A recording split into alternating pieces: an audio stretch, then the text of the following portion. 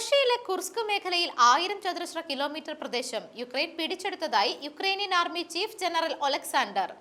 29 ഗ്രാമങ്ങളുടെ നിയന്ത്രണമാണ് യുക്രൈൻ ഇപ്പോൾ കീഴിലാക്കിയിരിക്കുന്നത്. ഇവിടെയുള്ള 1,80,000 റഷ്യൻ പൗരന്മാർ കുടിയൊഴിഞ്ഞുപോയി. യുക്രൈൻ പ്രസിഡന്റ് വ്ളാദിമിർ സെലൻസ്കിയും സൈനിക മേധാവിയും തിങ്കളാഴ്ചയാണ് ഇത് സംബന്ധിച്ച ഔദ്യോഗിക വെളിപ്പെടുത്തൽ നടത്തിയത്. സ്ഥിതിഗതികൾ ഞങ്ങളുടെ നിയന്ത്രണത്തിലാണ്, സൈനികർ അവരുടെ ചുമതല നിറവേറ്റുന്നു.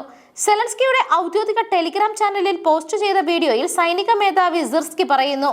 ഏകദേശം ഒരാഴ്ചയോളം നീണ്ടുനിന്ന രൂക്ഷമായ പോരാട്ടത്തിനൊടുവിലാണ് റഷ്യയെ തോൽപ്പിച്ചുകൊണ്ട് മേഖലയുടെ നിയന്ത്രണം യുക്രൈൻ കൈക്കലാക്കിയത്.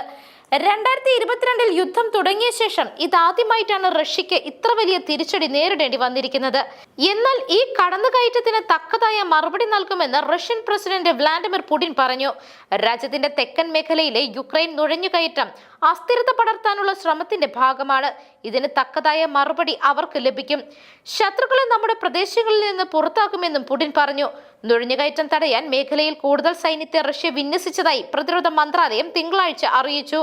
അതേസമയം യുക്രൈൻ ആക്രമണത്തിൽ 12 സിവിലിയന്മാർ കൊല്ലപ്പെടുകയും 1,21,000 ആളുകളെ ഒഴിപ്പിക്കുകയും ചെയ്തതായി മേഖലാ ഗവർണർ അറിയിച്ചു. അതിനിടെ യൂറോപ്പിലെ ഏറ്റവും വലിയ ആണവ നിലയമായ യുക്രൈനിലെ സപറോഷിയയിൽ ഡ്രോൺ ആക്രമണം നടത്തിയത് സ്ഥിതിഗതികൾ ഗുരുതരമാക്കി മാറ്റിയിട്ടുണ്ട്.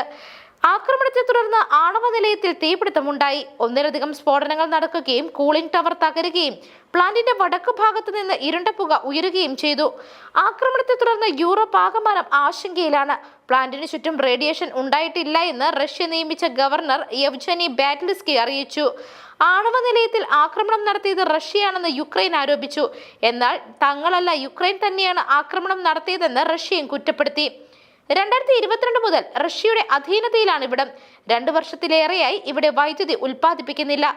യുക്രൈനിലെ ചെർണോബിൽ ആണവ ദുരന്തത്തെക്കാൾ 10 മടങ്ങ് നശീകരണമാകും സപോറിഷ്യയ്ക്ക് ഗുരുതരമായ കേടുപാടുകൾ സംഭവിച്ചാൽ ഉണ്ടാവുക.